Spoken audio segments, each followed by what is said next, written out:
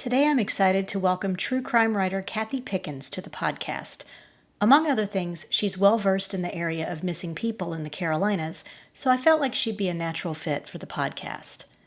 Before we get started, a word about our sponsor. Today's episode is brought to you by WOW Women on Writing. By day, I work as a journalist and magazine editor, but I also enjoy creative writing and entering writing contests. If you like writing creative nonfiction, you should check out the contests over at WOW Women on Writing. The deadline for the latest contest is October 31st, so you have plenty of time to work on your entry. This specific contest will have 20 winners and more than $1,350 in cash prizes. First place wins $500. You can also purchase a critique to get more feedback on your writing. Learn more at wow-womenonwriting.com and click on the contest tab. True crime writer Cathy Pickens started her writing life as a mystery novelist. The first of 5 mysteries in the Southern Fried series won St. Martin's Award for Best New Traditional Mystery. She's always loved research into the legal and forensics details for her novels and has recently turned her passion for real crime stories into a series for History Press, starting with Charlotte True Crime Stories. On September 28th, True Crime Stories of Eastern North Carolina will be released. She is a frequent mystery convention panelist, speaking on topics ranging from Southern mysteries to classic true crime stories to the use of poisons. At various times and under various aliases, she's been a trial attorney specializing in complex civil litigation, a university provost, a business school professor at Queen's University of Charlotte, a church organist and choir director, and a ballroom and clog dance coach. She has served as national president of Sisters in Crime and on the National Board of Mystery Writers of America. Currently, Cathy offers workshops on developing the creative process, coaches and teaches new writers through Charlotte Lit, and works with former inmates on starting their own businesses and writing their own stories. Please join me in welcoming Cathy Pickens to the podcast. There are a number of missing persons cases right here in the Carolinas, and some have received more media attention than others. These are the stories that tug at our heartstrings, make us pray it never happens to anyone in our families, and wonder if there is still any way to find closure for these missing persons and their loved ones. I'm Renee Roberson. Please join me for Missing in the Carolinas.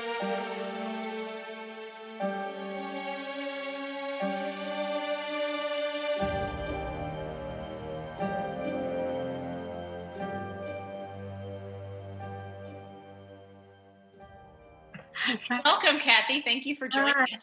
Hi, Renee. Thank you for the invitation. So excited to have you on the podcast.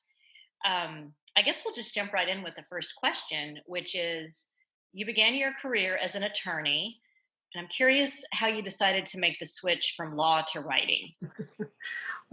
Well, at the age of 11, as an avid fan of Nancy Drew, I announced to my mom that I was going to be a mystery writer. And she said, that'll be great, but you really need to find a way to support yourself. So like John Grisham and lots of other people, I became one of those writers who went to law school, not the other way around. And there's lots of us, I think, because that's a world of words too. We felt a lot more comfortable there than maybe engineering school or something like that. So that makes sense. I wanted to talk for a few minutes about your Southern Fried Mystery series. I understand the first book in the series, Southern Fried, got published as the result of entering a contest? Yes, St. Martin's, which is part of a huge conglomerate, international conglomerate, one of the big New York publishing houses, sponsored a contest for best new mysteries, and winning that was like getting struck by lightning, frankly. And it was great fun. It was a terrific boost. My editor was this delightful woman in her 80s who used to catch the train in from White Plains every day and then take the bus down to the Flatiron Building. So this is not a woman who you could say, oh, I didn't get my work done. You know, that just wasn't it. And she was really an icon in mystery publishing, so I felt so fortunate. And did 5 books in that series and decided I was going to embark on other adventures. But that was terrific fun. Yeah, I'm going to read those now. I've got those on my list. I can't wait. They are pure, just silly fun, and sort of my love story to my hometown where I grew up, tucked up in the Southern Appalachian Mountains. Yes, there are mountains in South Carolina. Some people don't know that. So just intended to be fun. Well, I'm going to have to ask. I know they're fiction books, but were any parts of them inspired by real life occurrences? Yes, every book has the kernel of either a case or a situation that sparked me. For instance, the first book has a car submerged in the water over a long period of time. And without going into a whole lot of storytelling there were several cases like that where somebody just disappeared and nobody knew where they were for 20 years or more. And then they're found in this body of water. So that just always intrigued me. But then I had people ask me, well, do you kill off people that you don't like? And you certainly don't want to claim that you actually did damage to a real person, but I didn't kill off anybody I didn't like. Instead, I made them the murderers. That just seemed more fitting to me. So yeah. But I there's think that makes there's perfect always a sense. scene of truth. Yeah, always something true in there. So, how did you segue from the fiction writing to writing true crime? Yeah, that was an interesting twist. I was teaching in the McCall School of Business, and I taught law and ethics, and then started teaching a creativity class, how to develop your creative process, which was this happy collision of both sides of my life, with a very sort of left brain law business background, and then this creative side. So it was terrific. So I started working on that book, which is really why I walked away from any more books at St. Martin's. They were willing, but it was just probably people told me I was stupid, but it was time for me to do something new. But as I left Queens a few years later, I began teaching entrepreneurship and then later creative writing to the guys in the Mecklenburg County Jail and some women. We worked with some women too. And um, I was struck all of a sudden with the reality that I had seen mysteries as puzzles. Agatha Christie and Nancy Drew, and there were these interesting intellectual puzzles that you solved. And all of a sudden, I came face to face with the fact that crime has other dimensions. It's not all puzzle solving. And I always tell the story of a young man who's become a friend of mine now. We correspond. He's in jail, but he says, well, what do you write? Why don't you send me something that one of your books? And I said, well, I don't think you'll like it. They're like Agatha Christie. And he goes, who's Agatha Christie? I'm like, sword to my heart.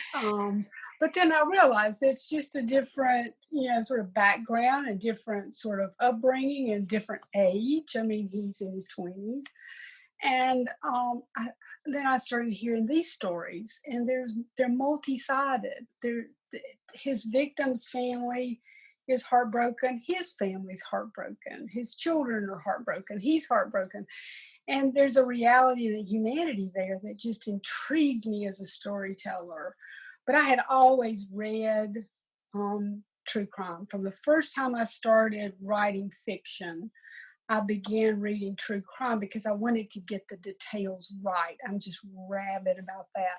So technical forensics books, chemistry books, anthropology books, criminal procedure books, read all that. So in the same way, I began to explore these stories in more detail, these real stories in more detail. And to me, it's just fascinating. Oh, I completely understand. You don't have to explain it to me. No proselytizing necessary here, huh? So, how did you go about doing the research for Charlotte True Crime Stories and True Crime Stories of Eastern North Carolina? Curious about You your know, I can only confess this to the closest of my friends, but I just walked into my study and opened the drawer of my filing cabinet because I've been one of those, newspaper clippers. My husband's a newspaper addict, so even today, we still subscribe to newspapers. And I would clip things would speak to me, and I would throw them in there. And initially, they were for writing fiction, but then I started to realize, well, wait a minute, there's the one image that comes to mind is Midge Benfield was a young woman. She was a teenager, and she was killed at the outlaw motorcycle gang headquarters here in Charlotte. And I had not moved to Charlotte when that happened, but I was here for the anniversary articles that appeared on the front page. And here's her smiling school picture in the Charlotte Observer, usually on the front page in the early years, because the murders were unsolved at the time. And that was in there. That was in this bunch of newspaper clippings. And as I was going through, I said, I've got stuff here. So I queried History Press. I had written a book for them back in, I think, 2009 on Charleston. It was funny. It was related to one of my mysteries, which was set in Charleston. And it was a walking tour, more ghosty stuff and quirky history, but also, I can't help it, some crime stories. And so I approached them, and they were all for it. So we were off and running. But most of the research was there, on my bookshelves and in my filing cabinets. And then the wonderful Spangler Room at the Mecklenburg County Library, where they have clipping files. They call them vertical files, but oh my goodness, somebody has carefully clipped all these crime stories and written the date and the page number on the margin in very precise handwriting. And I was just in hog heaven. Wow, that's amazing that somebody has. And that they haven't. Yeah, because as you and I've talked, the microfilm thing and the needing Dramamine and the trash can nearby, it's just not my thing. So I was very, very grateful for actual paper. Yeah, I've tried to explain to my kids about those machines, and they just stare at me like I have a third head. They're not sure what that's about. Well, see, that's the benefit of not having children, is I can continue to assume that I have not gotten really old somewhere in the process. I don't have anyone telling me that constantly. Yeah, that's a fun feeling, let me tell you. Yeah, absolutely. What were some things, I know this is kind of a broad general question, but what were some things that surprised you while doing the research for both of these true crime books? In some cases, it was digging back and realizing how much the past is like the present. That sounds really odd, but here's a murder case in the 1920s, almost 100 years ago. And while some things have changed, juries are not all male anymore. But it is unusual for a woman to commit murder. And juries still have a bit of trouble convicting a woman of a really horrible sentence if they like her. Men don't seem to get the same break. So I'm kind of interested, even over 90 or 100 years, we still have some of those. And I don't think it's exclusively Southern, but I think it has a strong history in this sort of Southern chivalry thing in a good way. That we can't possibly conceive that some little woman could, accidentally almost cut her husband's head off. But that's one of my favorite stories. And there was Razor Girl. I've talked about her a lot. I think too, also back in the 20s, a fraud case that a guy in Concord did things that you just can't believe. He defrauded the lady who owned the Hope Diamond by telling her that if she would give him some money, they could rescue the Lindbergh baby. And this was a huge scandal. And he was also involved in some guys who, and this was probably a legitimate business thing, they just got ahead of themselves. Their sales techniques were better than their production techniques. But it was the Glass Casket Company. Wow. Just muse on that a little bit. And I'm like, well, no, that's an interesting business proposition. He's actually had this character, Gaston Means, has actually had a piece on a television series recently. So it's not that he's unknown. He's just not very well known in Charlotte. So to unearth these stories that have helped define Charlotte are important to me, because I think crime stories define a place in certain ways, maybe, and not necessarily all bad ways. Sometimes we learn from our past. Sometimes it's interesting to see how the more things change, the more they stay the same. And sometimes we find ourselves growing and improving and learning things about each other that I think are helpful. But all of these are stories about real people and real lives. And to me, that's been both not so much a surprise, but nice to see in its realization, to see it come together. That's a very interesting observation. I wouldn't have thought about that, but that makes a lot of sense. What can readers expect from the latest book, True Crime Stories of Eastern North Carolina? Um, to tell you the truth, I'm a South Carolina girl. I grew up in the hill country in South Carolina, and have lived in Charlotte now for 35 years or so. Certainly not a native. I've never, I don't think you just move into a place and all of a sudden you're a part of it. But I've been here a long time. I knew nothing really about the Outer Banks and most of Eastern North Carolina. So that was just fascinating to me. It's like the lower part of the state of South Carolina. I grew up in the upstate, and my sisters have all married flatlanders, we call them.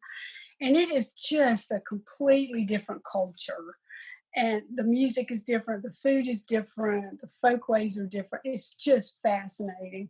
And so Eastern North Carolina and the lower part of the state of South Carolina are very similar, just like the mountainous areas and Piedmont areas of the two states are the same. So they just cut the states apart in the wrong way, as it turned out.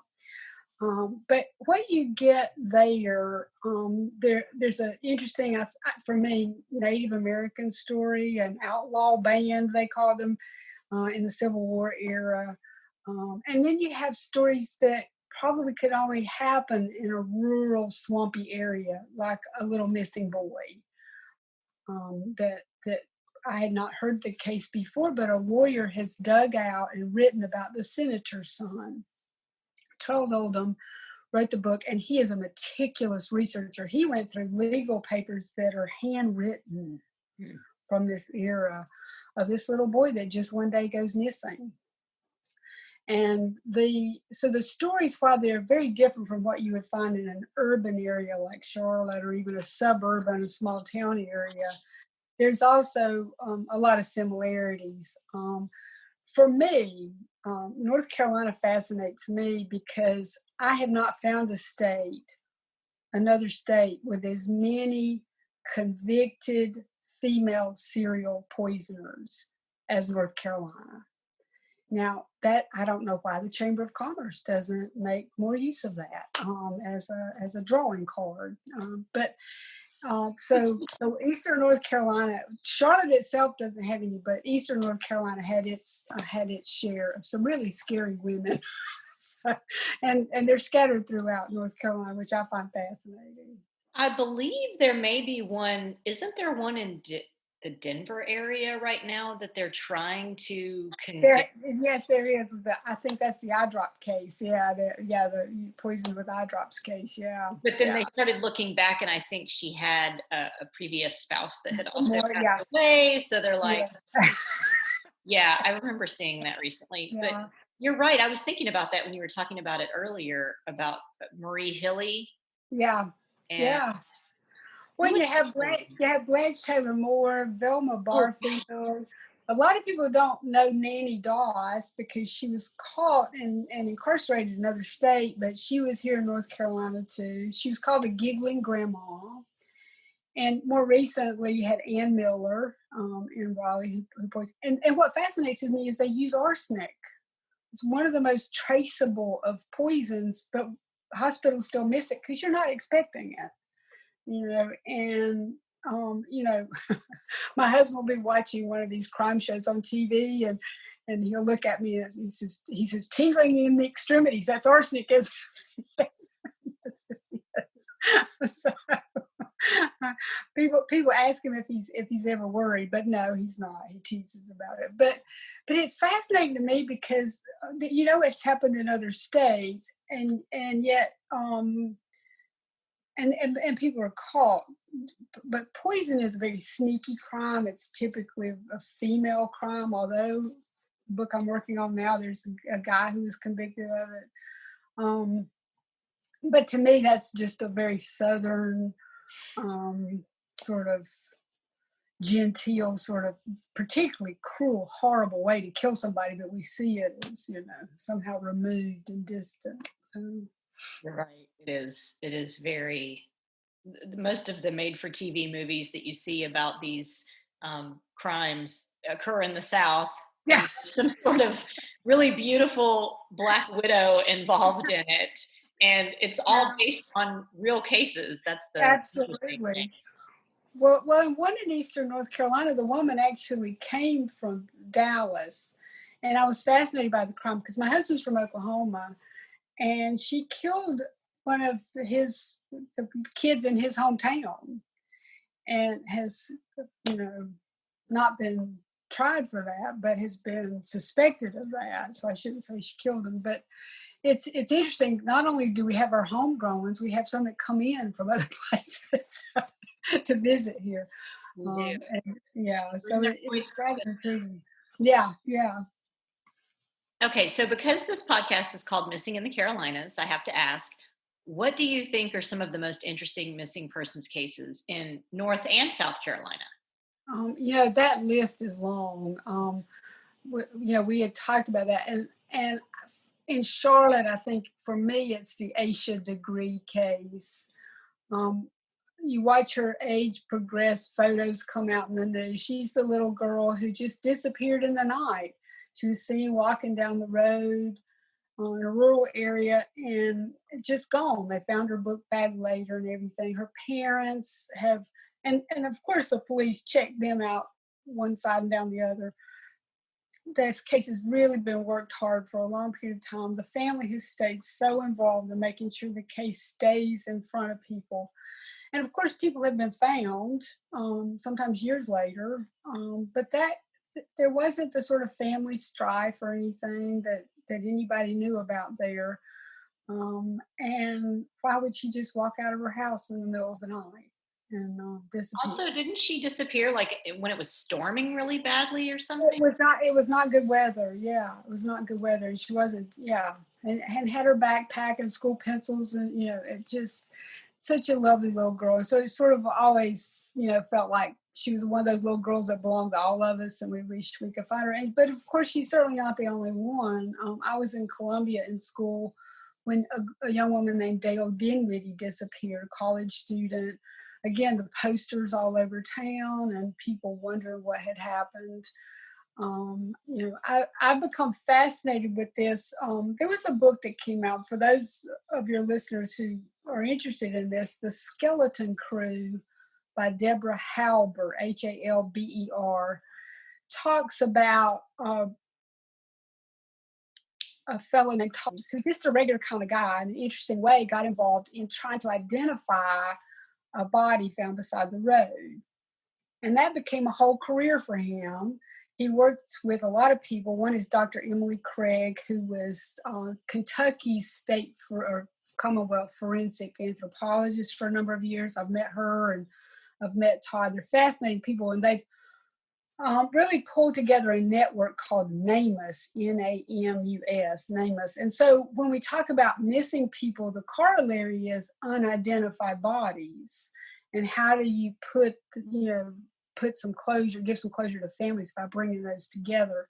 And one of the cases that I knew about in South Carolina that they have on their site are two young people, male and female, found at the side of an interstate in South Carolina, and no idea who they are, and or where they came from, how they ended up there. They look, pretty well cared for. You kind of look to see if somebody's in good health or not.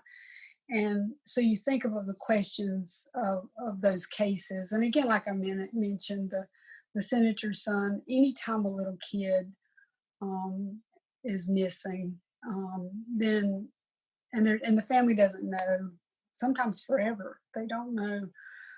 Those are really hard cases. The corollary again is those people that we can't find their names and put them together.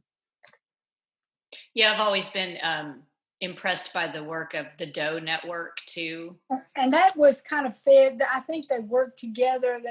Because those were grassroots organizations starting out. They've had kind of a mixed past, but the Doe Network is part of what they discuss in the Skeleton Crew and kind of how they fit together. And NamUs has some now federal sort of, I don't know if it's funding or what, and is housed, interestingly, at North Texas University, I think, although they're scattered all over the place.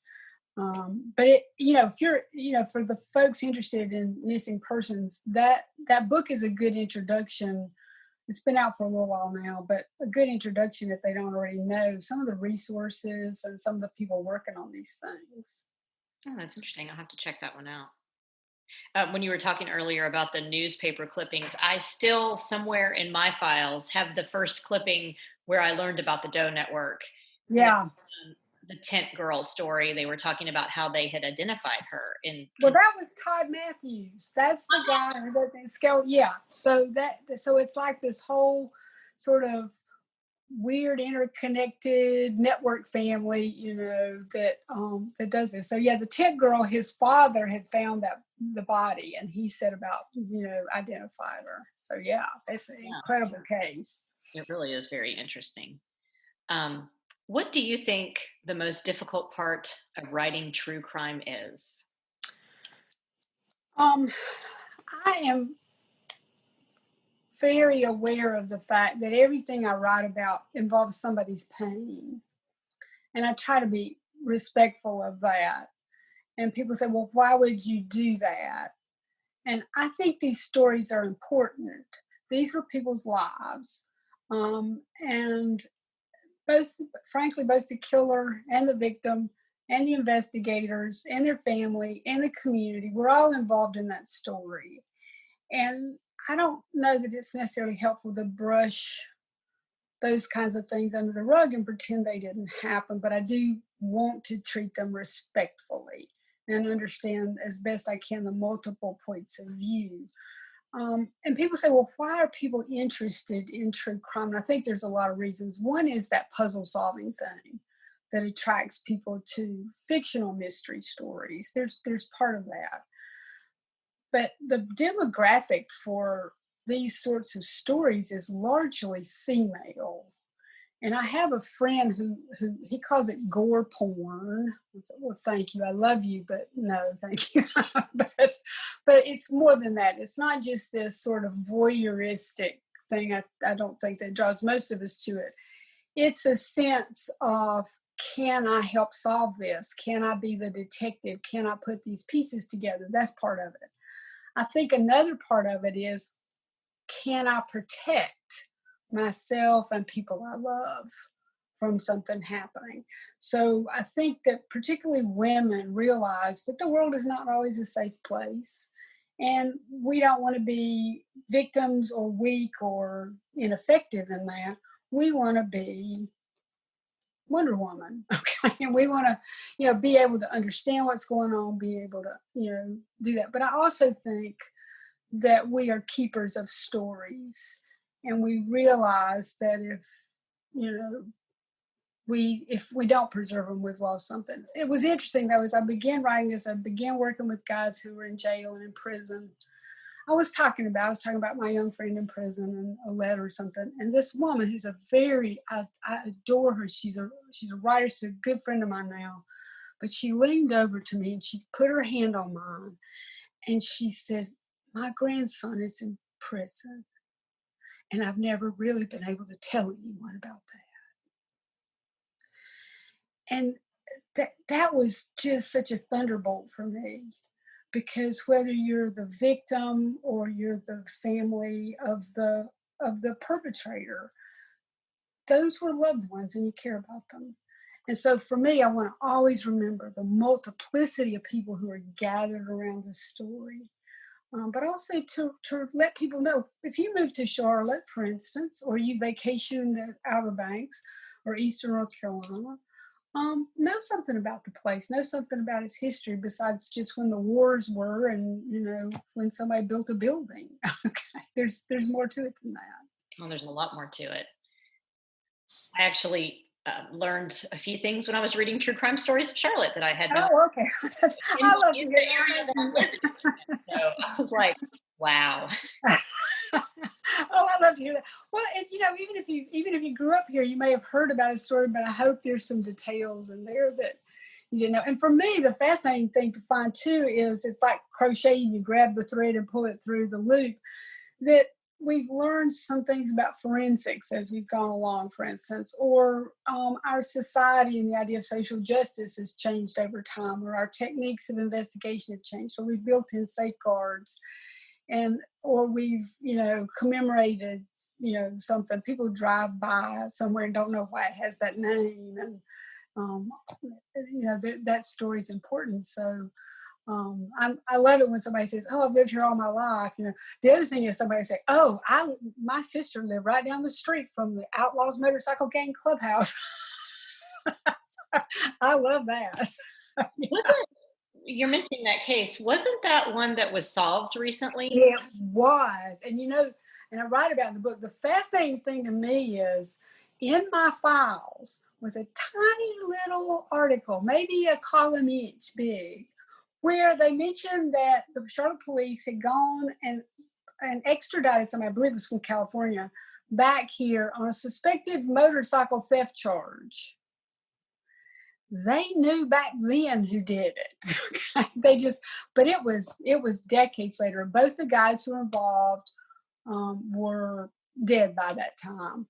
But they did finally identify for sure who had done it. And it wasn't a rival gang. These were just kind of wannabes and, kind of knew the clubhouse well enough to get inside and when to get there and wreak some havoc. Most people probably wouldn't have noticed except for that little school picture of Midget Benfield in the anniversary articles and this young girl whose mama wanted her to come home, and she got mixed up in this life. So yeah, but that was one that was solved, and those are always much more satisfying for those of us who like to bring it full circle. Yeah. I think also, and this may not be the right case, but I used to be a huge fan of that TV show Cold Case, the fictionalized one that Yeah. was on CBS for a long time. And now that I have studied more true crime, I remember certain episodes that must have been inspired by real cases. And there was one about a motorcycle gang, and a young teenage girl went missing after she was dating one of the members. Yeah. I wonder if they had well, because there was another one in Florida, because I knew the guy who was later convicted of that. It's a horrible, hideous thing. But yeah, those TV shows, a lot of them did borrow, from Law and Order, did a lot of real cases as the basis for their fiction. So yeah. But North Carolina, Charlotte was a huge motorcycle gang headquarters back in the 70s. And then I'm finding out that, it was, Raleigh, Durham, and on into the mountains. This was just a great place for some really bad guys to show up. Yeah, it's interesting. It's interesting. All right, Cathy, I have one final question to ask you. What are you currently working on? I'm in the middle of a book, another book for History Press on the true crime stories of the Triangle, Raleigh, Durham, Chapel Hill. So I draw a circle around that. So there's some small town things as well. One thing I didn't know about that area is, and I had to look to make sure, it's the nation's largest prison break. It's in a little prison that's no longer used north of Raleigh, and it was fascinating. It was completely, nobody got hurt, but almost everybody walked out. Oh my goodness. What year was that? Oh my gosh, now you asked me that. And the date's not gonna come to my head. But it was just fascinating. The jail, the last time I checked, is for sale. So if apparently full of asbestos though, so that could be a problem. I would not have known about that. I had no idea, but it was fascinating. And the news coverage, I loved the news coverage back in the day, because the Observer to the motorcycle slaughter funeral, they of the two leaders of the gang, that's a different case than what we were talking about earlier. they sent every reporter and photographer I think that I'd ever heard of that worked for the Observer to cover that funeral. They're buried in Mint Hill, South Carolina, and I mean North Carolina, and the same with this prison break. Every reporter that I ever heard of was covering this prison break story. It was local reporter. It was just fascinating, and they had some really great writers and great photographers. I mean, still do, but just have a lot of them. And so the coverage is something we wouldn't see now in print, in the same way. So I feel sad about that loss of newspapers as sort of a source, because I think they checked things carefully. And Right.